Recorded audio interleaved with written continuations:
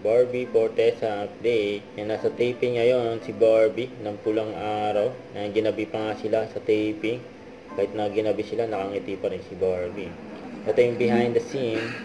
Yan, Victoria, the Barbie Fortesa at David Licauco for That Kind of Love movie nila. Yan pa nga sila. Ayan na sila Adam at Mila in That Kind of Love. Ito ang kanilang movie on big screen. Ito pa nga, ayan, nagkaroon ng meeting si Barbie kasama si Jisoo. Mukhang miniluluto ang mga boses ng GMA. Ayan, bukas na, abangan si Barbie sa World Trade Center, Pasay City. 1 PM for Mighty Clean. Ayan pa nga yung World Trade Center. Dumaan pa nga yung truck ng Mighty Clean. So, ito yung interview kay Allen about Barbie. Ganun pa rin sa mas magaling lang ngayon.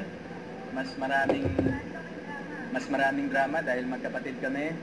At ang maganda kasi we bring up the best in each other. Actually, hindi lang kaming dalawa. Lahat naman ng cast ng buong Pulang Araw. Huwag kalimutan mag-subscribe, click ang notification bell for more update. Ito po ang With Your Reaction Vlog. Bye guys, thanks for watching.